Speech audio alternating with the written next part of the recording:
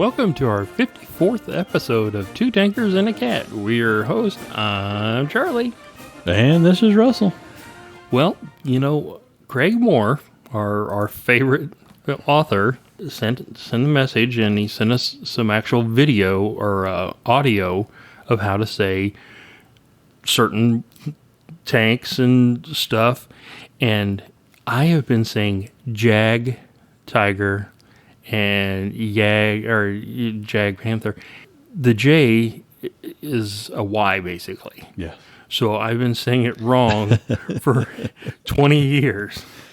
No wonder he shakes his head and pounds his head against the table. To all the people that we've made mistakes, we are learning. Yeah, we are learning is just like you guys are all the time. Absolutely. Something new every day. So if you're calling it a Jag Tiger or a Jag Panther, we're saying it wrong. Yeah. It's actually a Y. Yes. So it's the Jag Tiger and Jag Panther. Look, we just got another message. Oh, man. It's from Ed Webster. We like Ed, too. Ed's a good guy. That's neat. So anyway, we are going to try to do an episode that we've always talked about doing about flying tanks or tank killers. There's quite a few. The Soviets had a World War II tank killer. There's like the A-10 Warthog, the Cobra. We want to do more with, things that kill tanks. So we are going to do our first one on the Junkers. Oh, wait a minute. Junkers. 87 G-1. Now, if you're not familiar with the Junkers 87 G-1, also called the Stuka, I think it is, and it makes that cool sound, when it's a dive bomber. Yeah. On the Junkers 87 G-1, they put a couple of cannons or auto cannons underneath the plane, and we're going to talk about that and how they were killing it.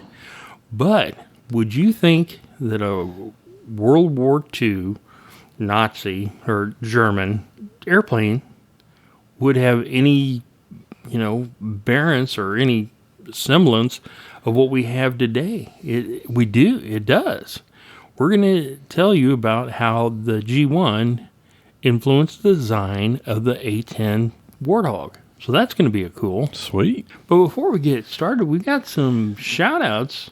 And we do, yeah. We have been getting messages and messages. Oh, man. Keep the comments and suggestions coming. Very much appreciated, folks. And they can leave us an audio message now. Yes, you can. Go to our website at www.twotankersandcat.com. And right there on the front page, I've put instructions on how you can leave us a voice message, and we'll play it on the air. Absolutely. So if you've ever wanted to give us a shout-out back, or just tell us, hey, you guys are terrible. Hey, we like hearing from you guys, and it means a lot to us. Absolutely. Hey guys, Richie here, aka Belize UV Studio. Thank you for your very informative podcast, 53.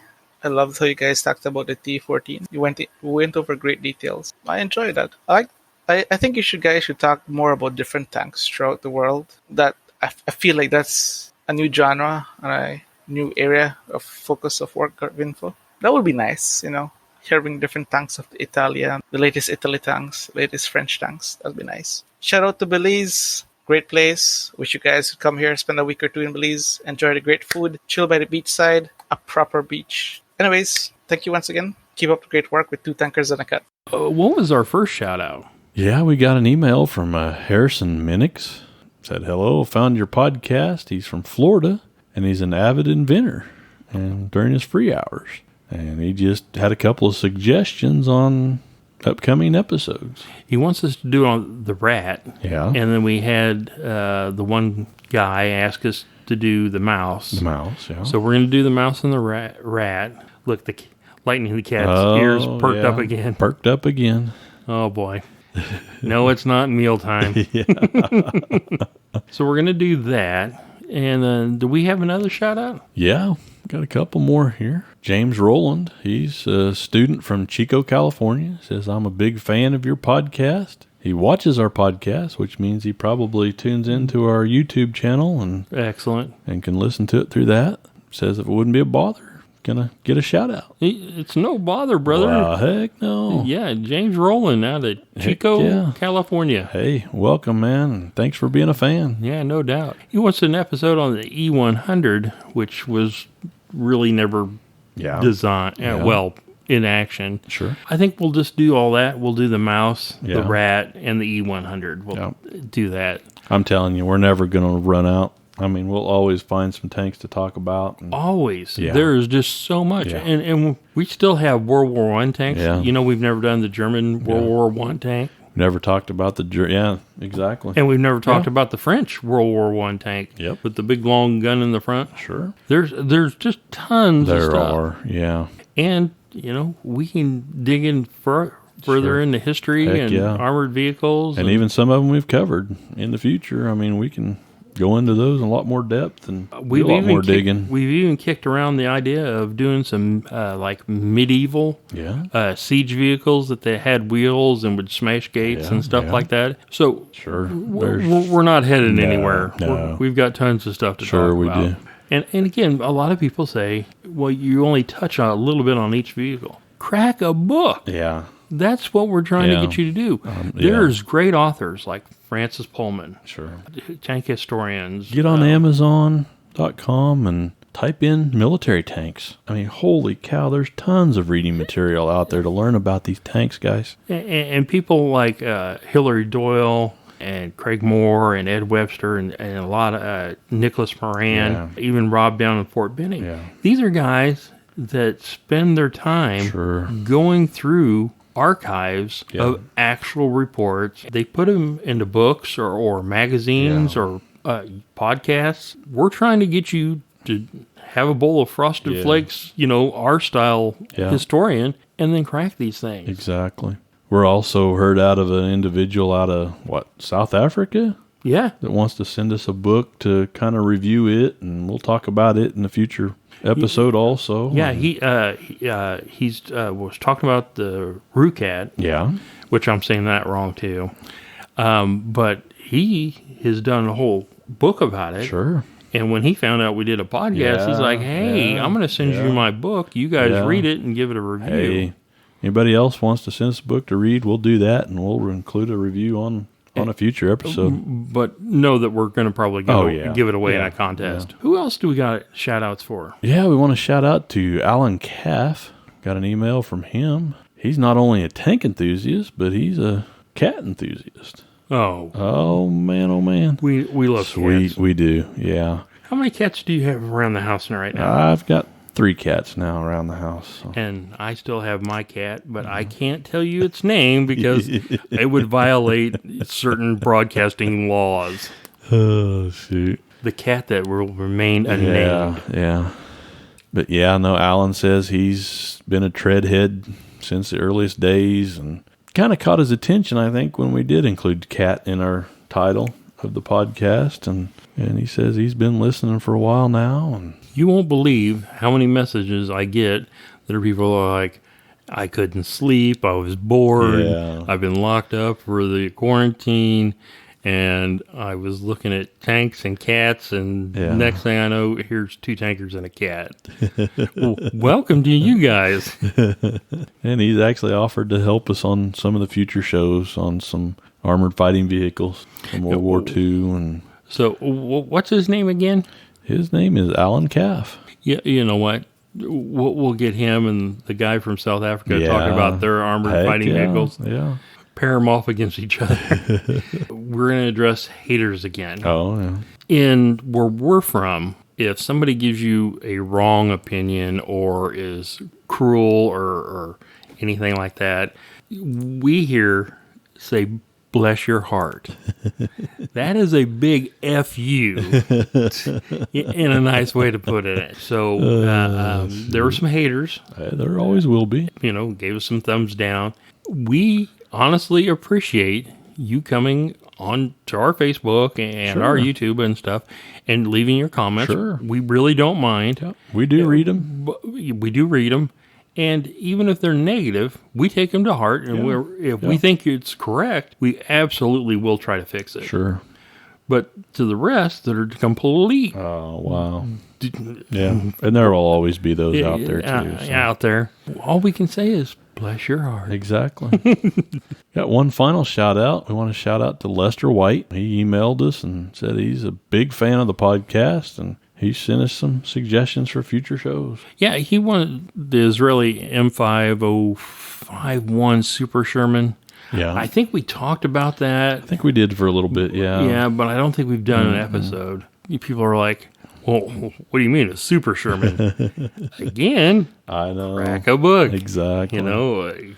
Go online. Yeah. Google search is a wonderful thing. It is. Oh, I have to tell you, my buddy from Kansas City PD said he was so bored. He was sitting at the house. He went up to his Alexa and said, Alexa, play Two Tankers and a Cat podcast, because they heard us say it, and it started playing. Yeah. I know it can be on Google Home. Yes, it can And be on we're on both. Spotify now. Yeah. Any new ones?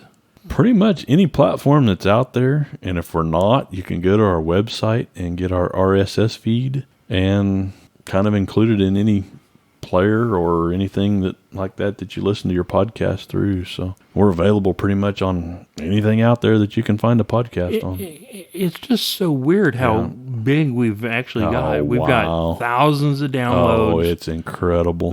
Thousands of comments. It's just amazing to us. It is. And we appreciate you guys as the fans. What even do we the got haters. at this time period? We've got about 23,500 downloads. I mean, I never Just thought for this? after. Yeah, Wow. just for our podcast since we started. And then So incredible. what we got? 1,972 new people that signed up. Yeah, it's neat. Basically, short version. Yeah, We're doing very, very well. We are, and we appreciate the support. Appreciate the comments, suggestions. Keep them coming. Right. We will make sure and give you a shout out, regardless if you want one or not, man. Absolutely. Means a lot to us that you guys really are listening. does. Okay, Russ, people are going to go, say, hey, the JU87 G-1 isn't a tank. And that's true, but did it affect tanks? Oh, yeah, it did. Yeah. Yeah, it did. In a big way. So we're going to talk about, this flying vehicle and how it is still affecting tank development and aircraft today. So let me start with this. The effectiveness of anti-tank aircraft in World War II is taken for granted by most writers on the subject. That's going to make a lot of people unhappy, but it's just a fact. Offering an orthodox view that can be seamlessly woven together with accounts on later developments up to and including the Iraq Wars. Luftwaffe legend Hans-Ulrich Rudel claimed to have destroyed 519 Soviet tanks, most of them while piloting a cannon-armed Junkers JU87 G-1, or a Panzerknacker. What the German translation is tank buster. Tank buster. Russ, tell us a little bit about the G-1. The Junkers JU87, or Stuka, which means dive bomber, was a German dive bomber and ground attack aircraft. Designed by Hermann Pohlmann, it first flew in 1935. The JU87 made its combat debut in 1937 with the Luftwaffe's Condor Legion during the Spanish Civil War and served the Axis forces in World War II. The aircraft is easily recognizable by its inverted gull wings and fixed spatted undercarriage. Upon the leading edges of its faired main gear legs were mounted the Jericho Trompete, or the Jericho Trumpet wailing sirens, becoming the propaganda symbol of German air power and the so-called Blitzkrieg victories of 1939 to 1942. The Stuka's design included several innovations, including automatic pull-up dive brakes under both wings to ensure that the aircraft recovered from its attack dive, even if the pilot blacked out from the high G-forces. They would take these up in the air with a bomb, and then they would drive straight down at it, and this Jericho's trumpet siren, if you've never heard of it, you can go to any World War II movie or documentary where it has airplanes in it. You're going to hear that. Sure. Or you can just hear the actual sounds on YouTube. It's worth listening to. You're going to go, oh, I know that sound. I've heard it in tons of war movies. Yeah. Even though the Junkers siren, there's none in the air. They're like the Zeros, the Japanese Zeros attacking them midway and stuff like that. Aircraft. It uses that siren, and it didn't even have it. That whole dive bomb thing. Yeah. But they would go straight down at these things and then hit the air brakes and go hanging basically in the air, drop the bomb straight down, and then fly off. Wow. So, incredible. Yeah, that's some neat stuff. The JU87 operated with considerable success in close air support and anti-shipping at the outbreak of World War II. It led air assaults in the invasion of Poland in September 1939. Stukas were critical to the rapid conquest of Norway, the Netherlands, Belgium, and France in 1940. Sturdy, accurate, and very effective against ground targets, the Stuka was, like many other dive bombers of the period, vulnerable to fighter aircraft. During the Battle of Britain, its lack of maneuverability, speed, and defensive armament meant that it required a heavy fighter escort to operate effectively. It's kind of like, we're going to get into this later, it's like our Warthog. Our Warthog can fight against aircraft. Sure. It's not meant to, and it's not a real effective, but at least they can somewhat protect themselves. Yeah. Well, they had, like 2 little machine guns on this thing, and then they had a rear gunner with a couple of machine guns. These Spitfires are flying with no air brakes. Spitfire didn't have air brakes, I don't think. And these Junkers, were just flying through. Great for ground attacks, but these Spitfires would get behind and flame these things up. After the Battle of Britain, the Stuka was used in the Balkans campaign, the African and Mediterranean theaters, and the early stages of the Eastern Front, where it was used for general ground support as an effective specialized anti-tank aircraft and in an anti-shipping role. Once the Luftwaffe lost air superiority, the Stuka became an easy target for enemy fighter aircraft. It was produced until 1944 for the lack of a better replacement. By 1945, ground attack versions of the Focke-Wulf FW-190 had largely replaced the JU-87, but it remained in service until the end of the war. That's because these things were amazing aircraft. Even though they wanted these all new, they were making even the first jet fighters and stuff like that. Sure. They were still using these because they were super effective on advancing ground forces. The problem is they didn't have any air support protecting their tails, and that's how they were losing these guys.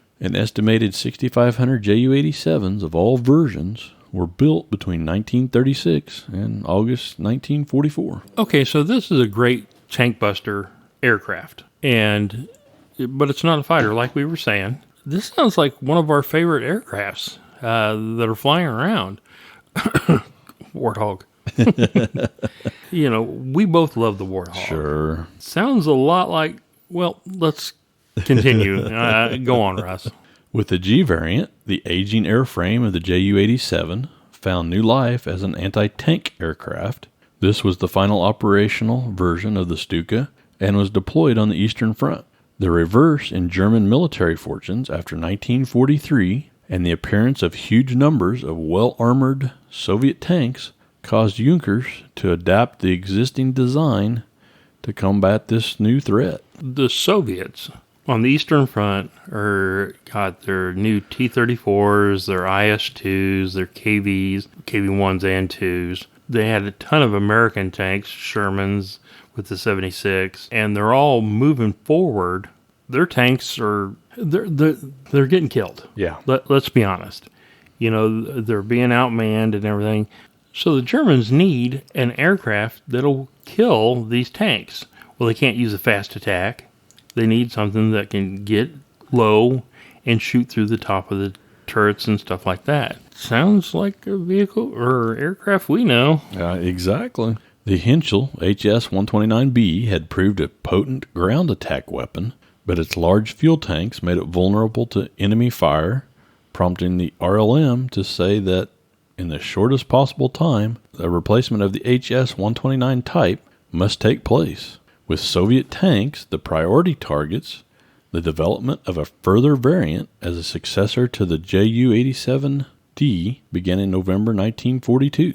On November 3rd, Milch raised the question of replacing the Ju-87 or redesigning it altogether. It was decided to keep the design as it was, but the power plant was upgraded to a Junkers UMO 211J, and two 30mm or 1.2-inch cannons were added. The variant was also designed to carry a 1,000 kilogram or 2,200 pound freefall bomb load.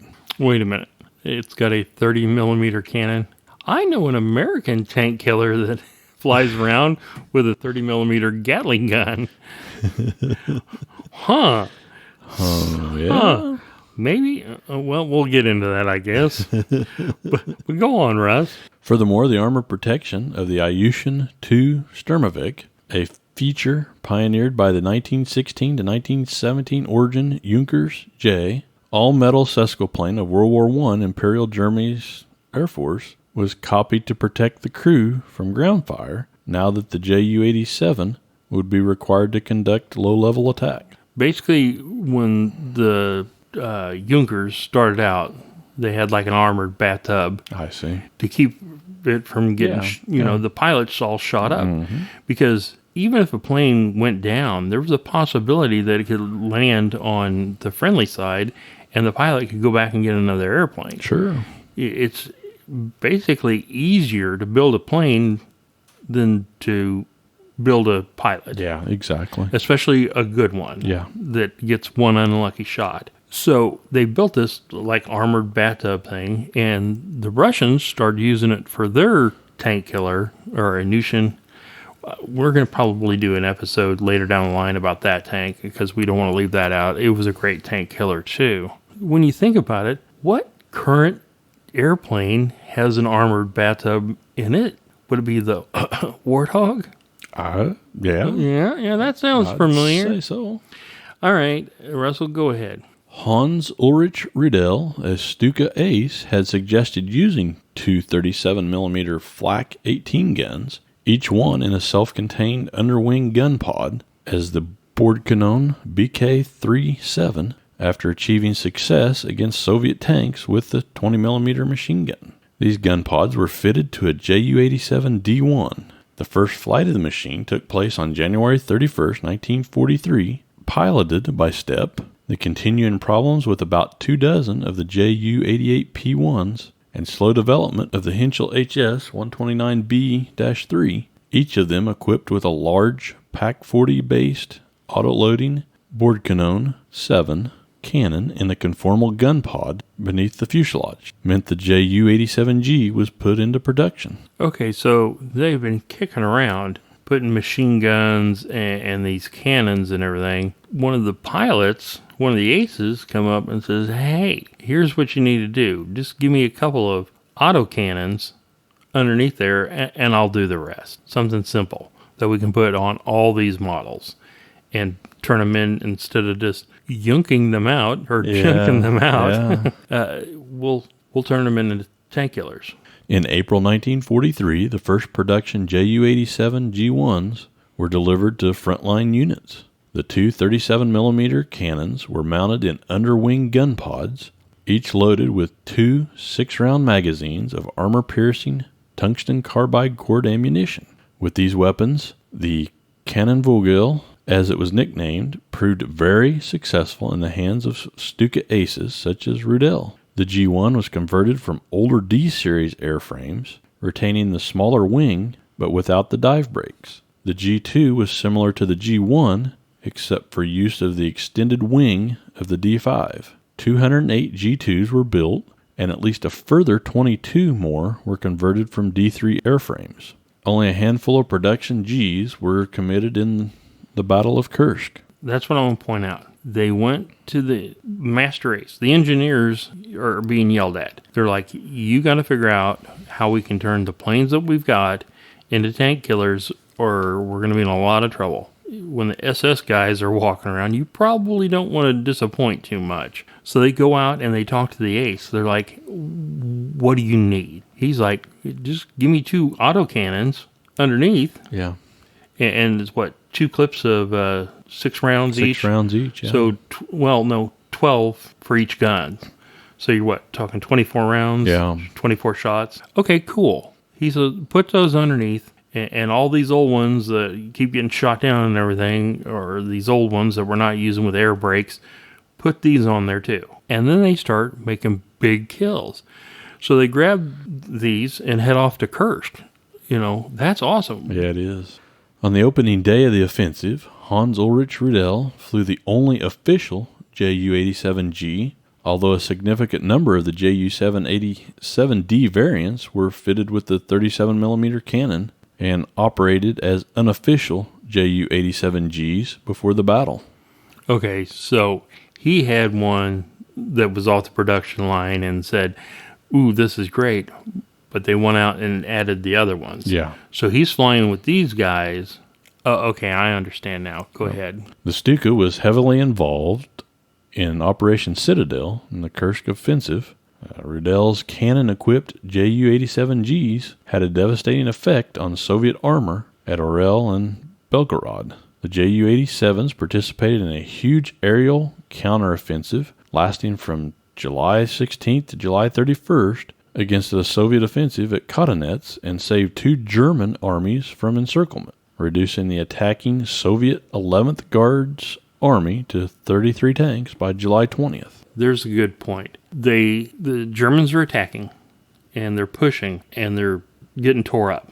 They're getting bogged down. The Soviets are using anti-tank guns, tanks, everything they can, and tons of landmines. So they're stuck out there. And then they send in the Soviet tanks, and they're like, holy smokes, we're going to get overrun, we're going to get encircled, and we're going to be chopped to pieces. So Rudel and the rest of these remodified Junkers start just blasting away, and it is so effective that the Soviet 11th Guard is down to 33 tanks. And basically, that's base defense tanks. Man. So they lost tons of tanks. The Soviet offensive had been completely halted from the air, although losses were considerable. Flieger Corps 8 lost 8 Ju-87s on July 8th, 6 on July 9th, 6 on July 10th, and another 8 on July 11th. The Stuka Arm also lost 8 of their Knight's Cross of the Iron Cross holders, while the STG-2 lost another 30 aircraft in the same period. They're getting losses. Yeah, they are. And they lose 8 of their best pilots. These are pilots with the Iron Cross, but these guys are fighting to keep an entire army being encircled. And you're talking, 30 planes here, 8 here and stuff like that. Considering the hundreds of tanks that they've killed, this is sad, but mathematically, they're doing a really good job. Yeah. They've saved an entire army from being encircled, and we never just say war's great or anything like that. No, this is terrible.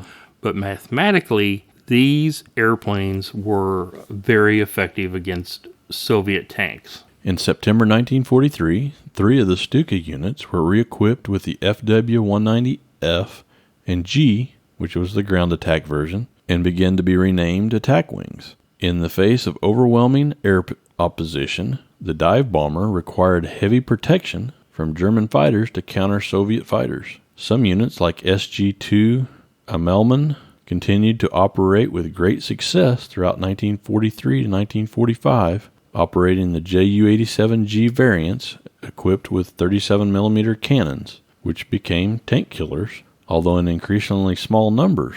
The Germans have these new FW-109s. F is for like the fighter and G is for the ground attack versions. They bring these new things out, but they're still needing fighter support. But these Junkers, they still have, and people like Rudel are flying them, and they're like, I'm getting kills with this thing. I'm not going to switch to this new plane. go ahead and give it to new guys. And they've already said that these new planes had huge fuel tanks, and we're getting, a rifle shot hitting, that kind of fuel. I don't know. I think I'm with Riddell here. In the wake of the defeat at Kursk, JU87s played a vital defensive role on the southern wing of the Eastern Front. To combat the Luftwaffe, the Soviets could deploy 3,000 fighter aircraft. As a result, the Stukas suffered heavily. Again, here's the Soviets kicking out 3,000 airplanes, and these Junkers, have a couple of machine guns, but these things are flying circles around them, and they got a machine gunner in the back, shooting, but you're talking about the Soviets are flying in fast, hard, and meant to do it when this thing's supposed to be nose down shooting tanks. Yeah. And they don't have the fighter support that they did, and they started losing more and more and more. SG-77 lost 30 JU-87s in August 1943, as did SG-2 Amelman, which also reported the loss of 30 aircraft in combat operation. You got to keep these... You got to keep fighters off of them. I mean, otherwise they're just kind of like a sitting duck out there. And I hate to say it, our modern Warthog has the same problem. Exactly. It can shoot. Yeah. But it's somewhat of a slower. Yeah, it's not jet. Meant to go up against these high-speed supersonic fighters. Yeah. The Battle of Kiev also included substantial use of the JU-87 units, although again unsuccessful in stemming the advances. Yeah, you can't. If you don't have fighter support, you're going to get knocked out. Sure. But they were used. Stuka units were, with the loss of air superiority, becoming vulnerable on the ground as well. Some Stuka aces were lost this way. In the aftermath of Kursk, Stuka strength fell to 184 aircraft in total. This was well below 50% of the required strength. So basically, when they're landing, getting fuel, or the pilots are getting something to eat, these Soviet fighters are racing through there and machine gunning them on the ground. So the pilot comes back out and says, "Hey, where's my plane?" And right over there in that ash pile. Exactly. So that's done until you get another plane. It is. The way they were bombing everything, planes weren't coming. On October 18th, 1943, the Stuka was renamed to reflect their ground attack role, as these combat wings were now also using ground attack aircraft, such as the FW-190F series aircraft.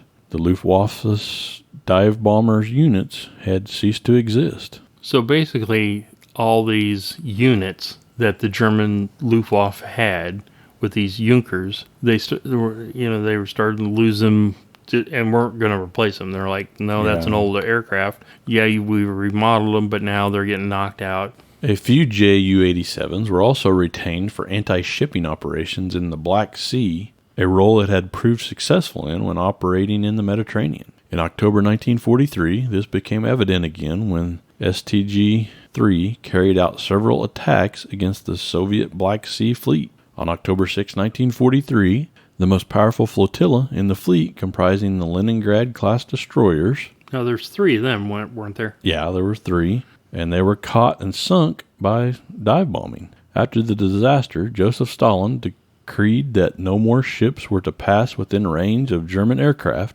without his personal permission. So Stalin's sitting there, and he's like, oh, this is the most powerful flotilla we have. And then here comes these old Junkers, and they sink 3 of the destroyers to the bottom of the sea. Man. If you're not familiar with that, there was a lot of shipping stuff, even Lend-Lease vehicles that were sunk out there because of Junkers and stuff like that. In fact, if you research that, I think some of the Soviet underwater dive teams and stuff are starting to bring up M4 Shermans and restore them.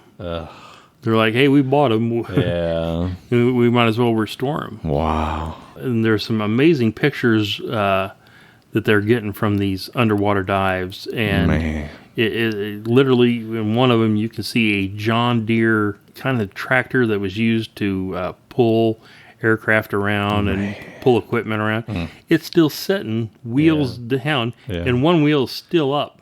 Nothing runs like a deer. Oh, man. So if you're if you work for John Deere, tell them 2 tankers is a cat. We have proof.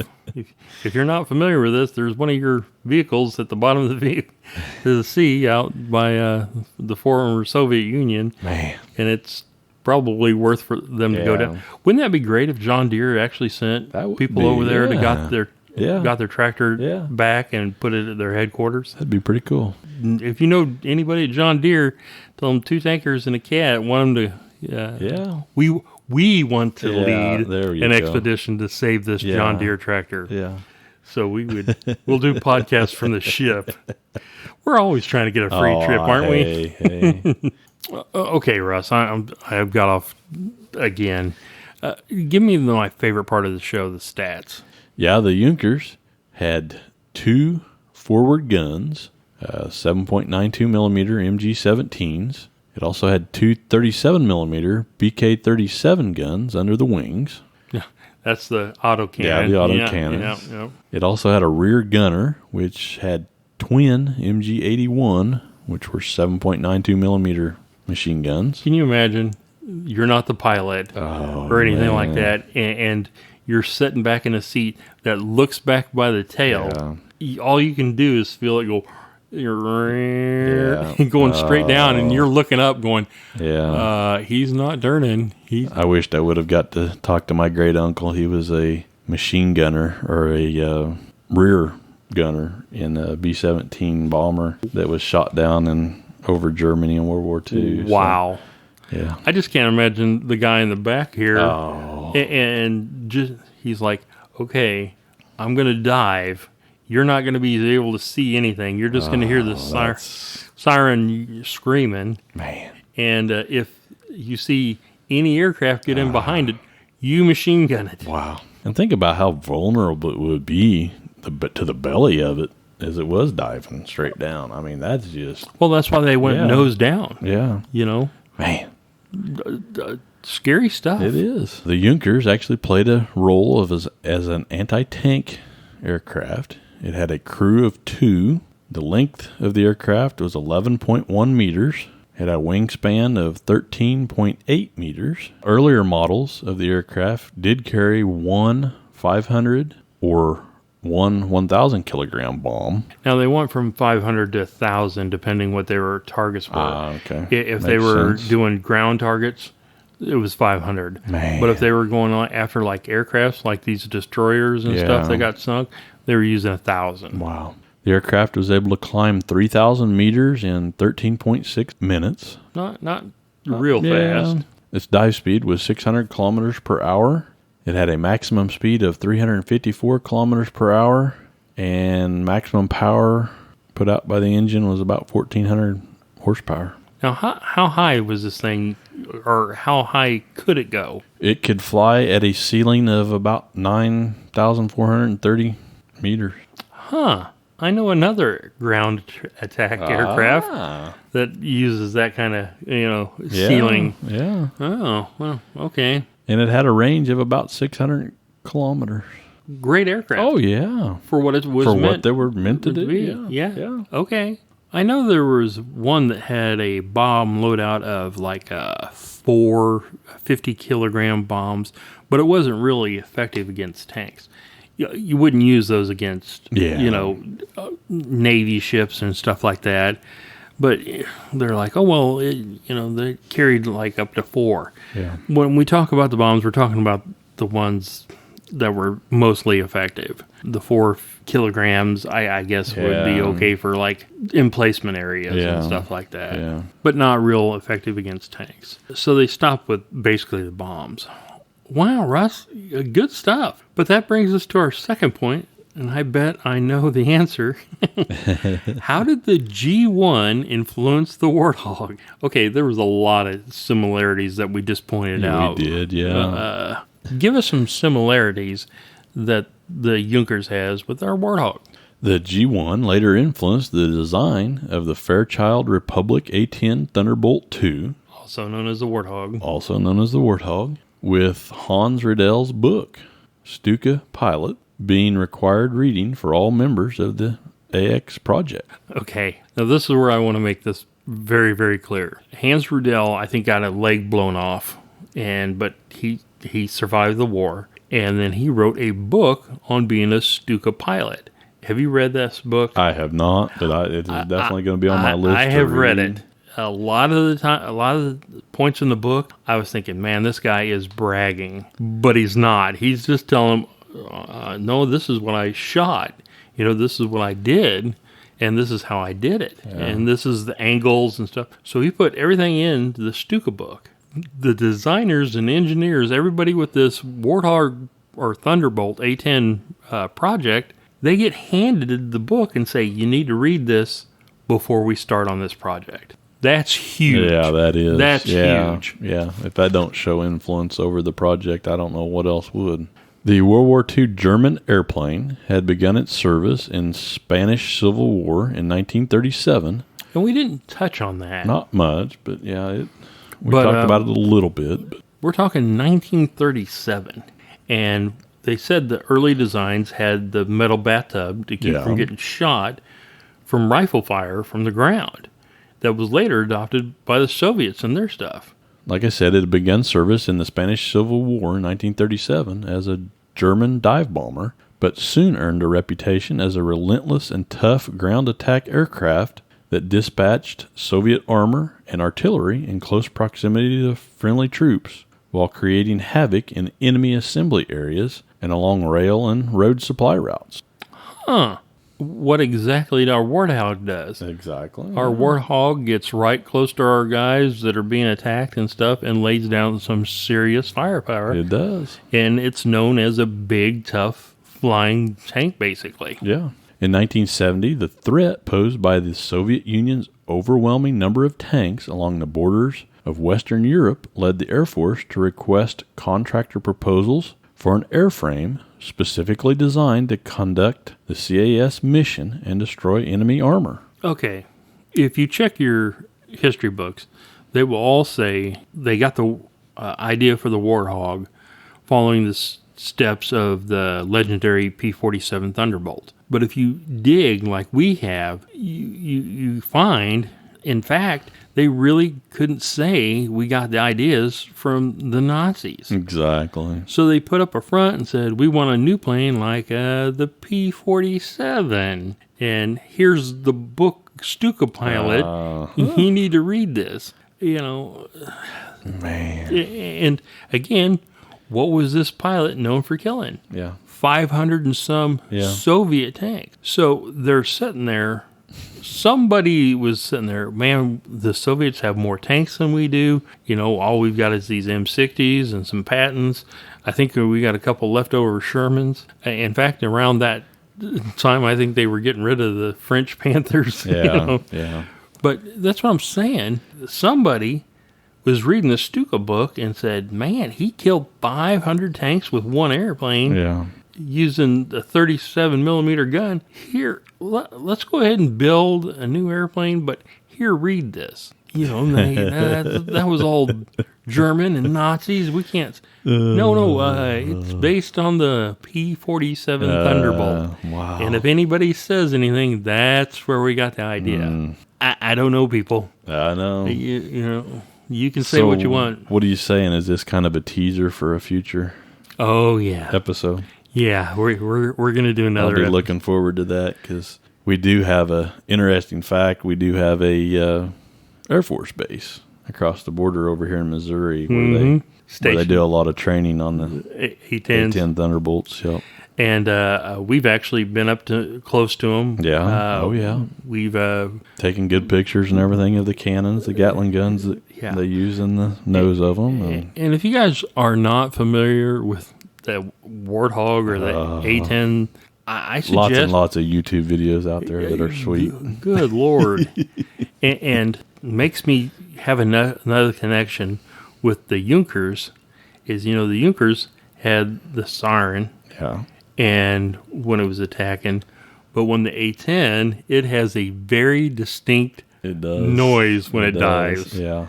And shoots its gun. Yeah. A big brat. Yeah.